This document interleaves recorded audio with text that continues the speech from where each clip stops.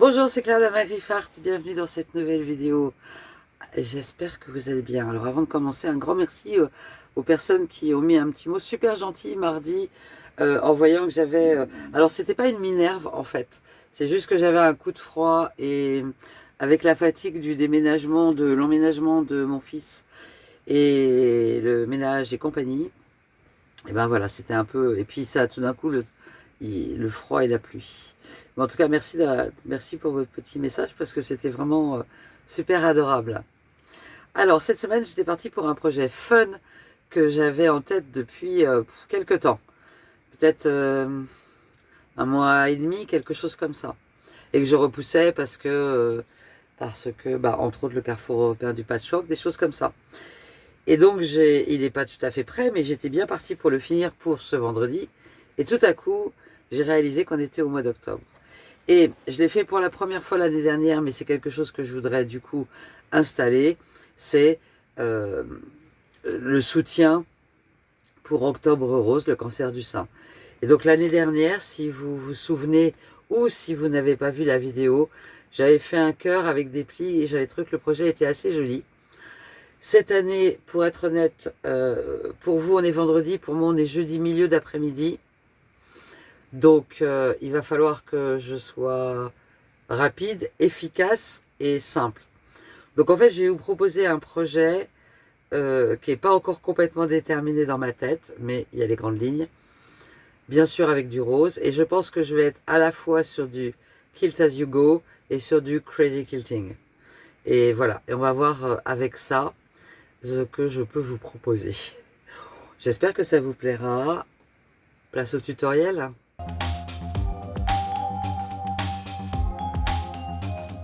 Alors, avant de commencer le tutoriel, je voulais juste faire une petite précision parce que j'ai vu passer et des messages dans le groupe Facebook du Dear Jen et parfois dans les commentaires, des personnes qui confondent un petit peu les choses. Alors, que les personnes se trompent, confondent, ça n'a absolument aucune importance, ça ne me regarde même pas. Par contre, quand c'est dans la chaîne YouTube ou le groupe Facebook que je gère, je ne souhaite pas laisser quelqu'un qui lit être induit en erreur par quelqu'un qui a écrit une erreur. Alors c'est pas grave en soi, mais voilà, comme on est sur des termes en anglais, parfois les gens se trompent un peu. Donc les deux techniques que je vais utiliser dans ce projet aujourd'hui, c'est d'abord le crazy quilting. Le crazy quilting, c'est on a généralement des chutes de tissu et on fait un montage selon ce qui nous passe par la tête ou ce que l'on a créé dans notre esprit. C'est quand même quelque chose qui est uniquement basé sur la créativité. Ça peut être l'harmonie des couleurs, ça peut être plein de choses. Si vous avez vu la vidéo du Carrefour européen du Patchwork 2024, vous avez vu peut-être qu'il y a une partie sur le crazy quilting. On voit des choses assez géniales. Alors, moi j'aime beaucoup. Tout le monde n'aime pas. C'est très déstructuré de façon générale. Pour autant, ça peut être très harmonieux. On y ajoute des rubans, des perles, des boutons, des bouts de laine. Enfin bref, c'est libre cours à la créativité. Vous allez voir que là, effectivement, le projet que je propose aujourd'hui, c'est du crazy quilting pour cette partie-là. La deuxième technique que j'utilise en même temps, c'est ce qu'on appelle le kilt as you go. Le kilt as you go, c'est quand on coud ensemble et en même temps le tissu du dos, le molleton et les tissus qui vont constituer le dessus, le devant de notre ouvrage. Il y a des personnes dans le Dear Jen qui créent leur bloc et donc leur bloc est créé, qui après mettent le molleton et un carré de la dimension du bloc et qui font le quilting à ce moment-là et qui disent que c'est du kilt as you go. Ce n'est pas du kilt as you go. C'est du quilting complètement normal. Simplement, elles vont réunir les blocs après. Ils ou elles vont réunir les blocs après. Déjà quiltés. C'est du quilting. Le kilt as you go, c'est quand on fait les trois en même temps. Ce qui, pour moi, dans le Dear Jen, en aparté, me semble peu réaliste quand on voit la dimension de certaines pièces. Mais bon, donc tout ça pour vous dire que dans ce tutoriel aujourd'hui, je vais mixer les deux techniques. C'est-à-dire que je vais faire du crazy quilting avec du kilt as you go en même temps. Voilà, c'était juste une petite précision. Allez, place au tutoriel. Alors, ce que j'ai fait, c'est que j'ai sorti mes chutes de tissu rose. J'en ai un sac comme ça.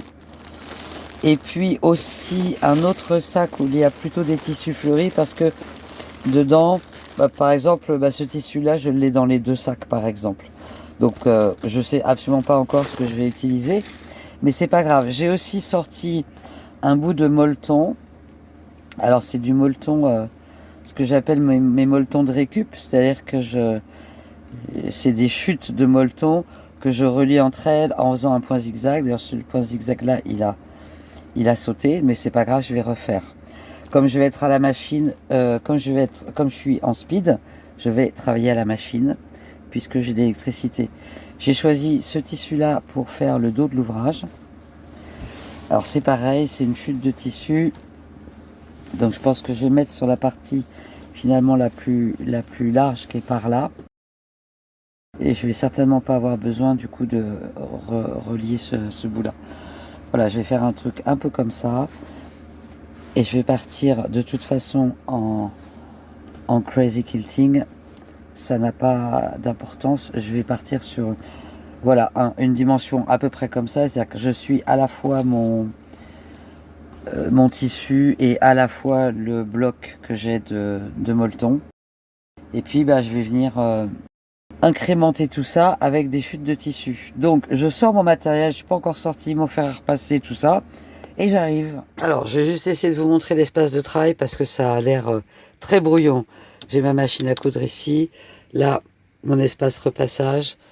Des épingles si j'ai besoin. Et là, j'ai ma pile de chutes de tissu dans les tons de rose. Donc, je vais essayer de filmer de façon à ce que vous y voyiez quelque chose. Tout en étant sur les trois côtés. Alors, ici, j'ai donc le tissu du dessous que je viens de repasser et le molleton que j'ai mis par-dessus. Les petits fils qui traînent, on s'en fiche complètement. Ce que je vais faire maintenant, c'est que je vais partir, alors à peu près du centre. Mon centre, je sais que le centre est à peu près là. Je suis pas obligé, mais j'aime bien partir du centre. Et je vais venir choisir un petit peu. Et j'ai besoin de ciseaux. Alors, qu'est-ce qui va être pour moi bien pour le centre? Je trouve que démarrer par quelque chose comme ça, c'est peut-être pas mal. Quand on fait du crazy quilting, on essaye d'avoir 5 angles au départ. Si on peut partir sur 4, je peux même partir sur un rectangle et faire que du rectangle, mais moi là j'ai envie d'autre chose. Donc 1, 2, 3, 4. Donc 1, 2, 3, 4, 5. Celui-là pourrait être un peu plus marqué. Ok, je prends 2 secondes pour repasser. J'ai mis un fil rose et en fait là ce que je vais faire c'est que je vais juste le poser au centre. Commencer par juste le poser au centre. Ou à peu près au centre, hein, on n'est pas à 1 millimètre près. Et puis je vais décider de quel tissu va aller à côté. Donc là j'ai mis celui-là. Hop, je vais prendre par exemple celui-là. Voilà, et je vais venir me positionner. Alors, peut-être qu'il faut que j'arrive à zoomer. Donc, je vais venir positionner le tissu que je viens de choisir sur le bord de l'autre. Et je vais mettre le doigt là où le tissu du dessous s'arrête. Alors, pas de point avant-arrière, on fait pas de point d'arrêt là-dessus.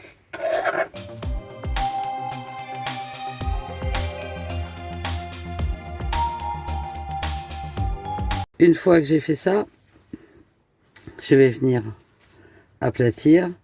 Vous repassez ou pas, j'aime bien repasser à chaque fois, c'est pas une obligation. Et je vais venir surtout couper à hauteur de mon angle là.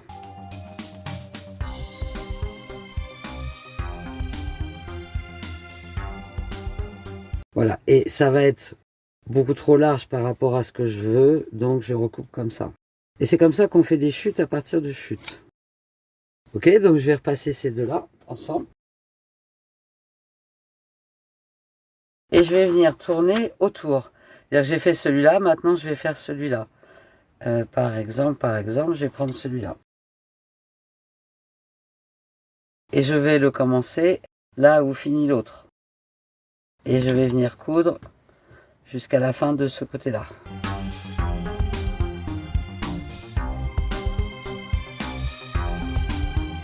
Et en écartement, vous prenez le même ou pas le même, ça n'a pas d'importance. Maintenant on est comme ça, je viens replier là, et je vais venir repasser et couper là. Donc ça fait un angle, 2 angles, 3, 4 et 5. Donc j'en ai un dans ce sens-là. Donc à moi de décider maintenant si je laisse toute cette largeur-là ou pas. Je ne vais pas laisser cette largeur-là, c'était trop large pour mon goût.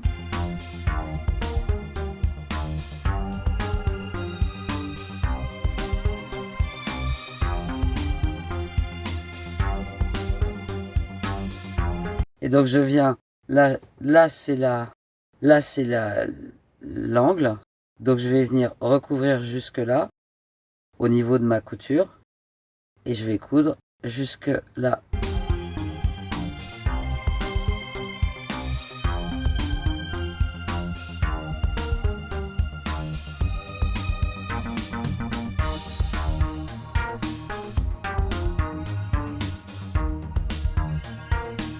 Et je vais venir couper, pareil, le surplus. 1, 2, 3, 4 comme ça.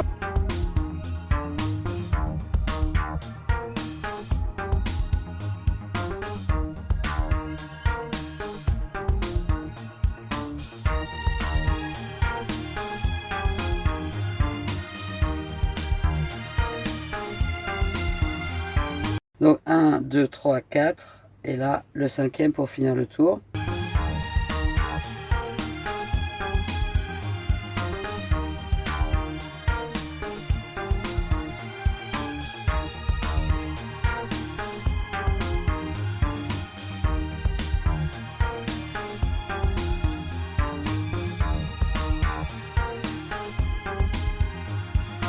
Et après, on va juste aligner.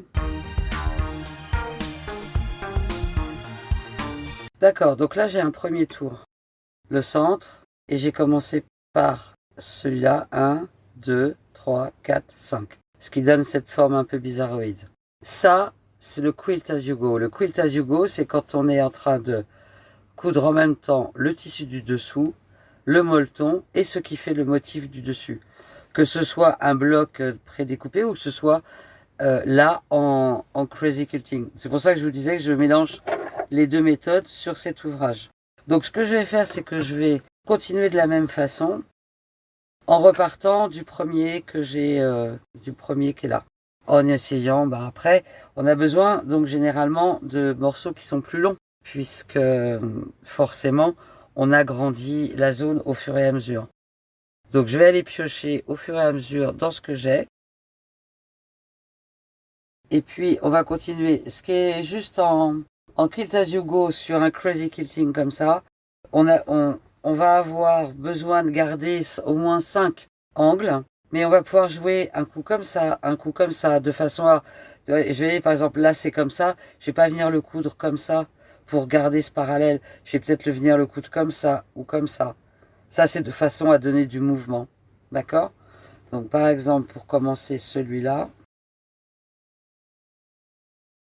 je vais venir donner un petit peu d'angle comme ça. Et comme je donne un peu d'angle comme ça, je coupe le surplus. C'est pas la peine d'avoir trop d'épaisseur. Voilà, et du coup, ça casse la ligne qui était droite. Allez, je continue comme ça. Alors, par exemple, moi, je repasse à chaque fois. C'est pas du tout une obligation. Il y a plein de gens qui repassent absolument pas à chaque fois. Et ça fonctionne très bien. C'est vraiment comme chacun le décide. Alors, vous allez avoir des moments comme ça où, parce que vous avez donné, par exemple, là, j'ai donné un angle un peu différent. Donc, je reste sur 1, 2, 3, 4, 5. Mais du coup, j'ai donné un angle un peu différent. Donc, ces parties-là ont été cousues ensemble. Or, on enlève à chaque fois les épaisseurs. C'est pour ça que on ne fait pas de point d'arrêt, de point avant-arrière pour arrêter. De façon à pouvoir facilement... Alors là, moi, je laisse une marge de couture qui est ultra petite. Hein. C'est pas une obligation du tout. Voilà, comme ça, je peux facilement rabattre et repartir sur celui d'après. D'accord, donc là, j'ai le centre. 1, 2, 3, 4, 5 tissus et je suis reparti avec 1, 2, 3, 4, 5. Je vais continuer de cette façon-là jusqu'à avoir rempli quelque chose qui va être à peu près carré, qui va être plus petit que la totalité de mon projet, mais à peu près carré. Ok, ça c'est le quilt as you go dans la méthode où on fait tous les 3 niveaux ensemble, et c'est du crazy quilting dans le sens où on fait quelque chose de complètement aléatoire. Et puis on va voir après un autre niveau de crazy quilting. Allez, je reviens tout à l'heure. Alors je voulais juste faire un petit point sur là où j'en suis. Là j'ai 1, 2, 3, 4. J'ai pour une raison X ou Y perdu globalement le 5e. Alors j'ai mis des angles, hein. On voit bien que les tissus sont de tailles différentes. Donc en fait, j'ai besoin de recréer le 5e. Ça nous arrive fréquemment. Si je reste avec ces 4-là, en fait, même, je peux faire des formes différentes. Là, j'ai fait exprès de ne pas avoir une forme rectangulaire. Mais si je reste comme ça, j'ai perdu. On le voit, hein. On l'a là, on l'a là, on l'a là. Hop, on l'a plus. Donc c'est pas grave du tout. Il suffit simplement de revenir et de recréer le 5e angle. C'est tout. Donc c'est rien de compliqué. Mais je voulais vous le montrer parce que ça arrive assez régulièrement. Donc vérifiez que vous êtes toujours sur 5 angles. Vous n'êtes pas tout à coup passé à 4. Vous pouvez passer à 6 si vous voulez. Mais c'est mieux d'en avoir 5 pour avoir cet effet un peu biscornu qu'on recherche dans le crazy quilting. Alors, j'ai évidemment avancé dans mon tour. Et je vous montre quand on commence à arriver près du bord. Je pourrais imaginer remettre une grande bande là, mais déjà celle-là, elle est très large, elle est certainement trop large. Donc ce que je vais faire, c'est que je vais venir casser cet angle-là.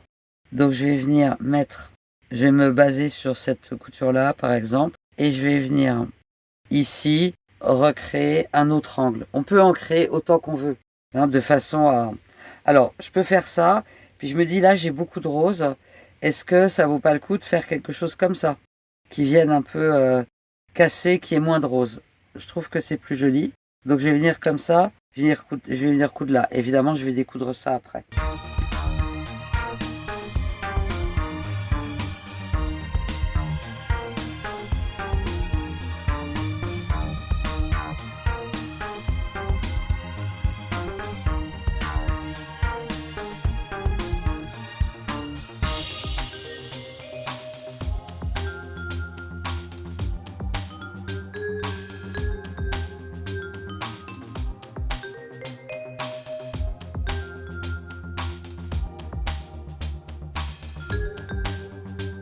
En faisant ça, je redonne un petit peu plus d'équilibre à l'ensemble de l'ouvrage.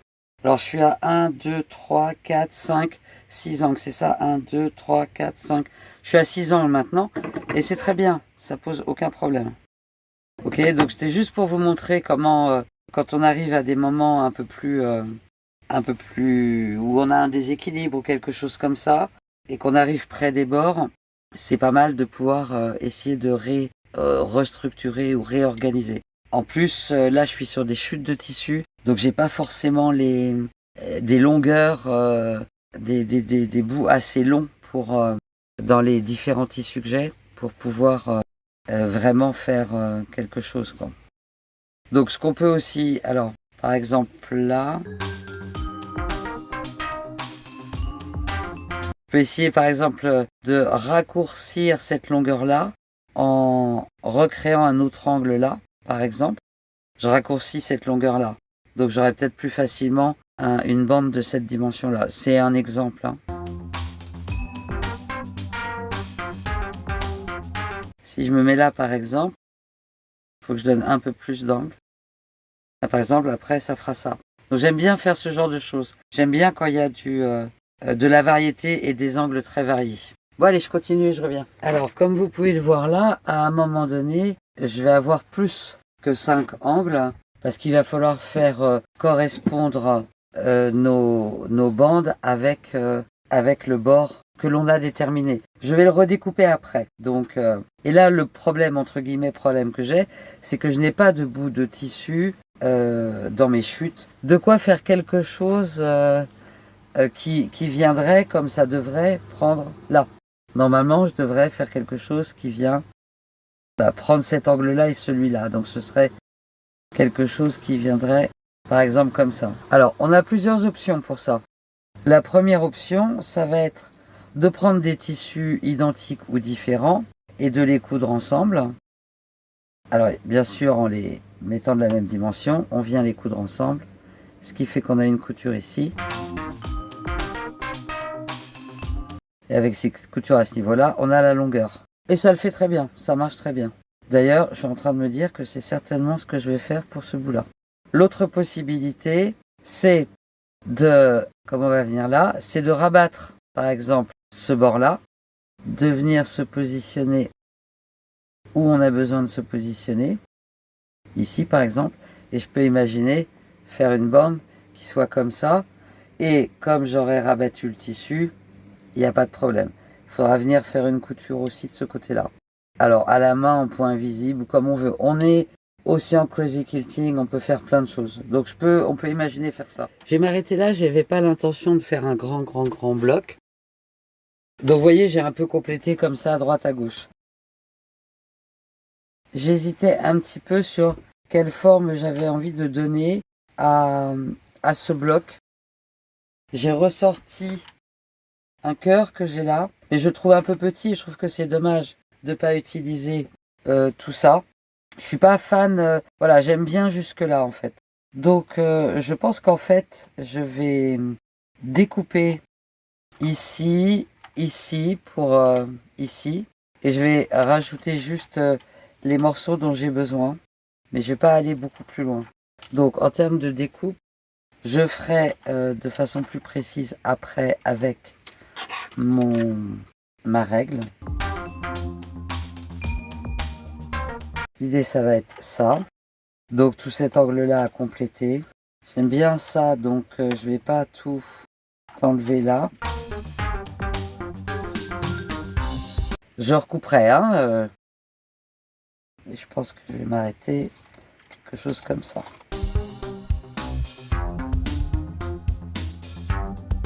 Donc clairement, on voit très bien, là, je trouve que c'est l'exemple parfait, comment c'est déséquilibré ici. Cette bande-là, elle est beaucoup trop. Mais j'aime beaucoup ce que j'ai fait là. Donc ça m'ennuie de couper. Ce serait plus joli si ça était moins volumineux. Alors je l'ai découpé avec des vrais angles. Ce qui me reste à faire, c'est du coup un petit bout là pour cacher cet angle-là, un petit bout là pour cacher cet angle, mais ça va être plus facile puisque j'ai moins de dimensions. Et là, à finir cet angle-là. Alors, il est fini. Même un petit angle comme ça est fait. J'ai un peu empiété pour que cette partie-là soit moins flagrante. Et je suis allée rechercher ce que j'ai comme ruban dans les tons de rose. J'ai trouvé celui-là. J'ai essayé de faire dans ce que j'ai de plus large. Je pense que le plus large, c'est celui-là. J'ai pas envie de m'embêter à faire un biais. Ou un faux biais. Donc, je pense que celui-là, je vais le plier en deux. Et je vais venir le coudre comme ça. À la machine. Comme c'est pas un vrai biais, je vais pas pouvoir faire les angles comme on fait d'habitude. Donc je vais tricher. Je vais faire les 4 comme ça. Et puis après, je vais vous montrer l'idée que j'ai. Allez, c'est parti pour ça.